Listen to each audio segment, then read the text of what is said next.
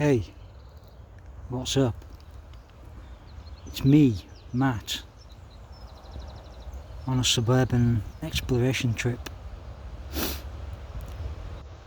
Well, I was walking along Setting Dyke and I came upon a handprint in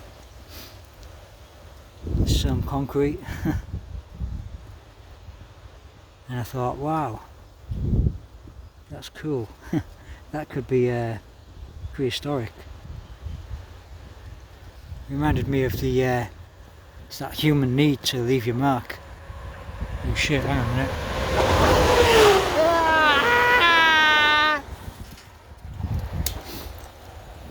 Yeah, that human need to leave a mark. We found these handprints in South America, prehistoric rock art, the caves of Europe from the depths of the Ice Age. Everywhere, Africa, India. That's what people do. They get a load of red ochre and spit it over their hands. And if the position's sheltered enough, they'll stay there for thousands of years. But yeah, I don't think this one will stay there much longer. But I was kind of wondering how old it is. Because this railway overpass gets to about probably around the same time as the railway was laid down, like mid 1800s, I suppose. But the cement itself, way more recent. Could be a decade, could be 2 decades, 3, 4.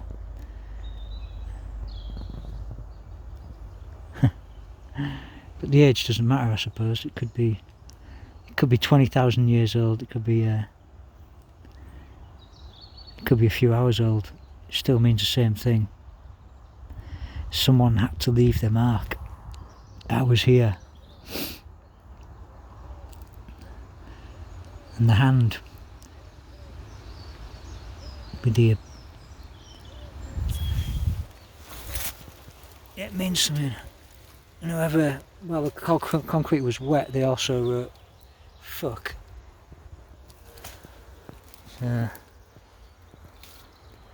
Pretty cool. Probably some fertility ritual they were undertaking with all the old sexual rebirth of life stuff and the divine act of procreation. Or maybe they were just being rude. Yeah, it's one of those nowhere spaces bisected by the railway track. You've got fields either side, ancient fields. You can see the tops of some 1920s or 30s flat roofed houses peeping up over there. But as I've said many times, this particular dike is part of a big drainage programme from the medieval times. It's dug in about 1100, like 900 years ago, because all this was bog, and it was decided that if they could drain it, it'd be very viable, fertile land, which it was. It became farmland, grazing animals and things like that. And then in the late 1940s it became a housing estate for the baby boomers.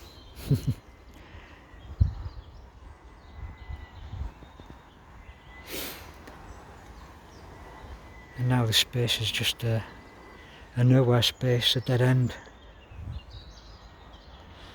Once the Industrial Revolution came on, steam power, we had to drive straight lines across the landscape and fence them off to aid commerce, which is a cool thing I suppose, but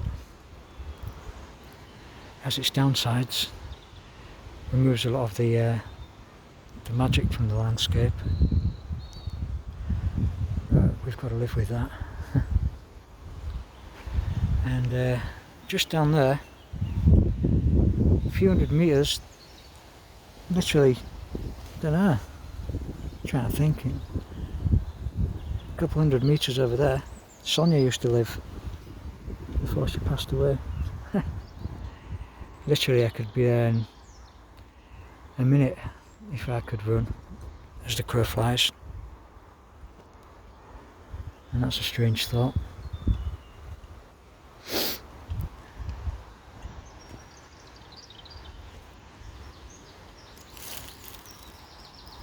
It's nice watching the water.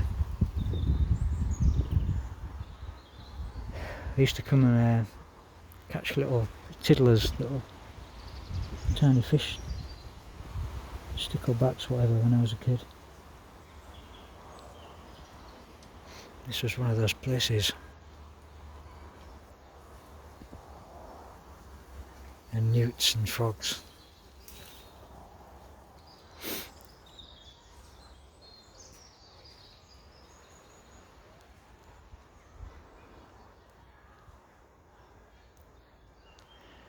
I've got work to do though.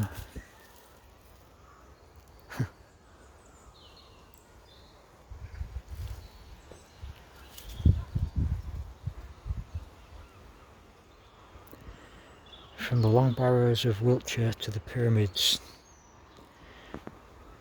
the stone circles challenge the scientists.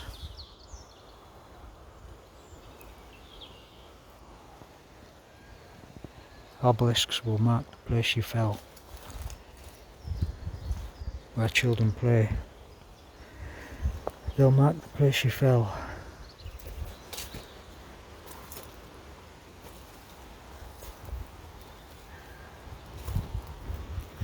There's a small chance I might be driving to the Rudston monolith tonight. First time I've ever seen it in darkness. I might be making a cup of tea beneath its sacred magnificence. But I might not, I'm not sure yet.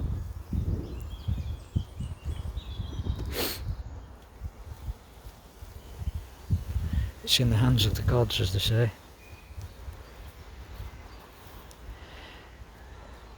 My life's in a elegant chaos. Right now, in theory, I'm in the eye of the storm, and there's a deadly calm settled in this moment anyway. But there's like complete and utter dislocated chaos within my heart. I started clearing these trees, I don't know why, and someone's decided to put some little face on this tree stump. Why not?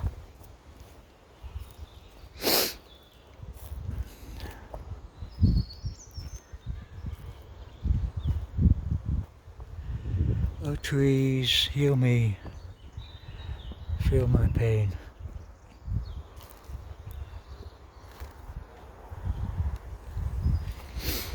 And they're just blowing around in the breeze.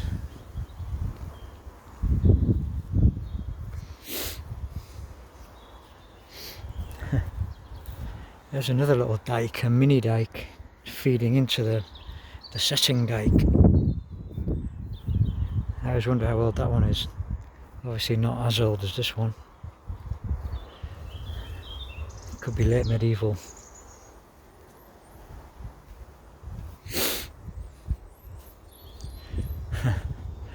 I like this place anyway.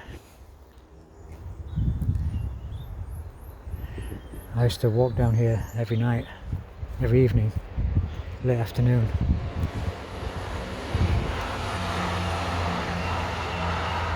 During lockdown, the government allowed us only an hour exercise every day out of our houses. So I decided to come down here. My house is only about a 10-minute walk over that way. So I'd pick Sonia up and she'd sit in my living room because she couldn't walk obviously properly. She'd chill out, read, sleep, watch TV, and I'd jog down here to get some exercise. It felt nice. There's nothing much else to do. I'd run across here, across the bridge, and I'd come to this little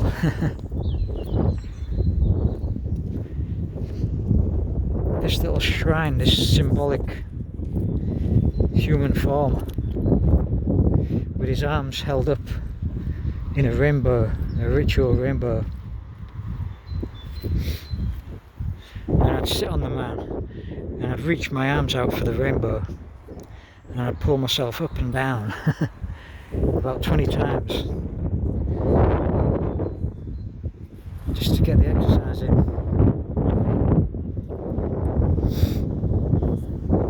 And then I'd run back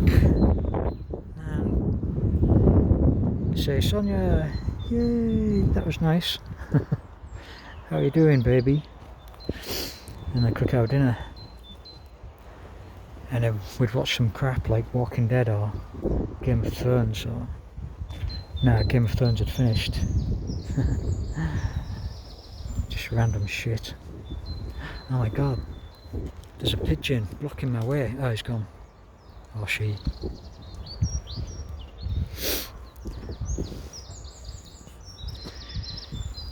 Those days are gone. I'm on my own now. I'll go back to an empty house. It's just me.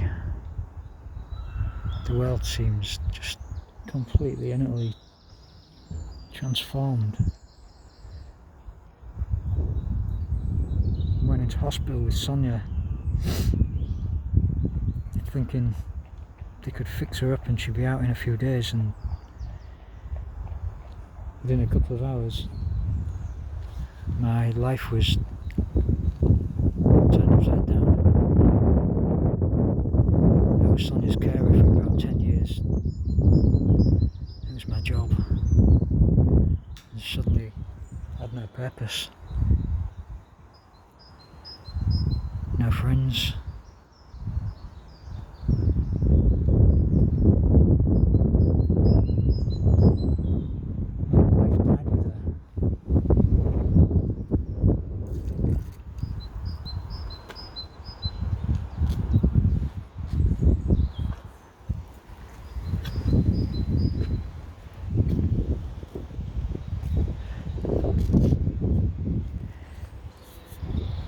Riders on the storm.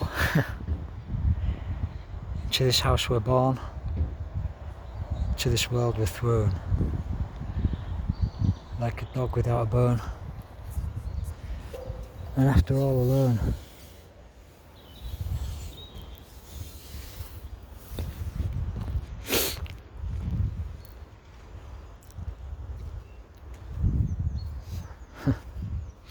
I wrote a poem about the last few hours with Sonia.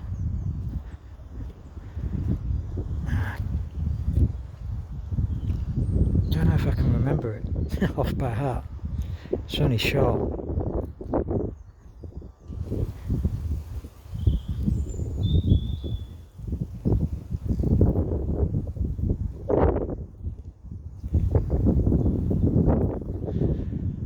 I'm trying to remember it in my head.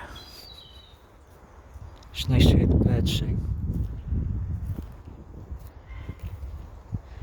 What do they care about life and death? All the birds have is now. Everything else is irrelevant. Just now. The next meal. And the next fuck. The next egg to lay. The next worm to catch for the babies. The cycle goes on. no concept of death. I envy the birds with their beautiful songs.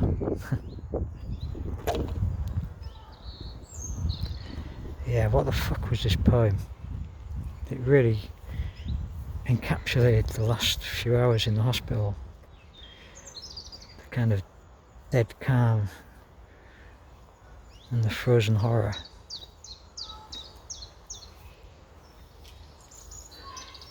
I know it started by I'm cold but you're hot, and we've both had enough of sleeping in chairs, of waiting for the end.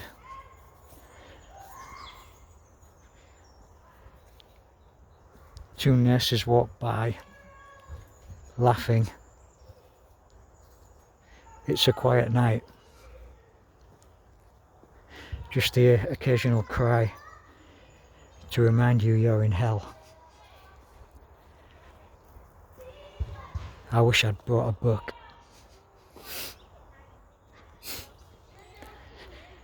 Yeah, that's it.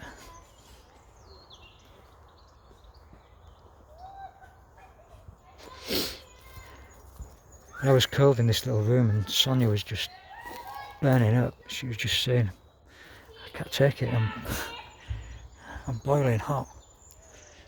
I had to keep getting cloths, damp cloths, putting them over her.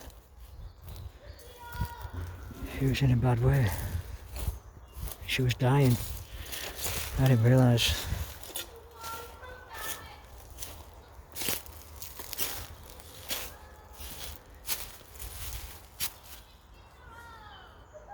An old school chair.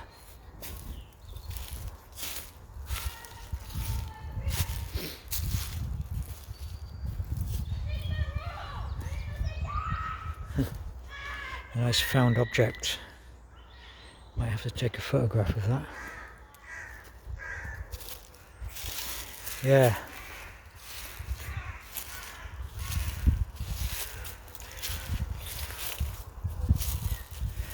I'm cold, but you're hot. And we've both had enough of sleeping in chairs, waiting for the end. Two nurses walked by, laughing.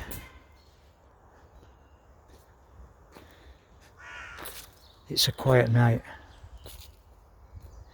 Just the occasional cry to remind you you're in hell. I wish I'd brought a book.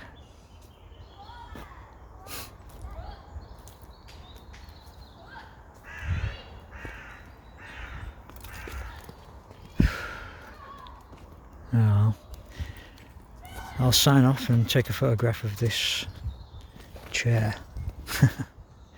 Just poor dilapidated chair whose functionality has long since ceased, just like me. I'm like that battered old chair. There's no use anymore. My supporting structures have all rusted away.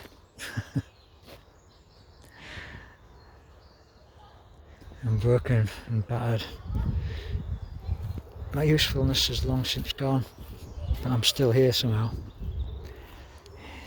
In the woods. Asking why. Why am I still here? Why ain't Sonia here?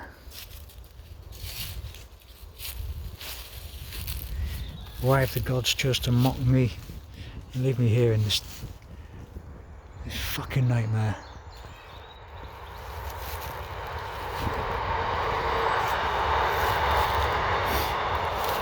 What the fuck am I supposed to do now? Get some shitty job in some shitty office with shitty people.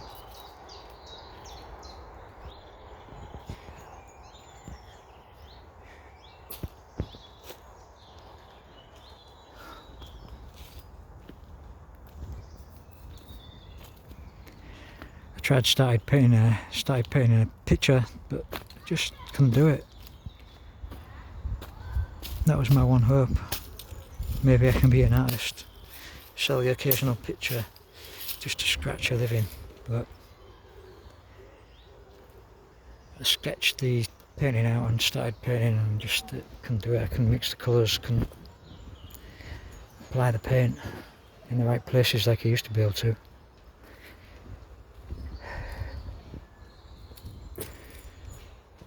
Crazy.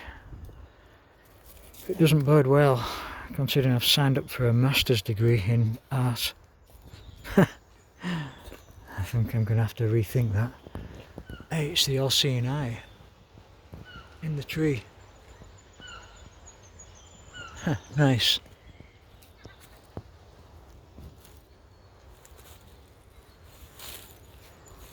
Alright, I wasn't supposed to make a video today, but there you go.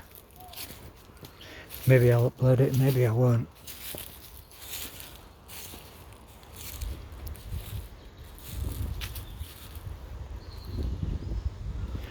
Don't stop believing.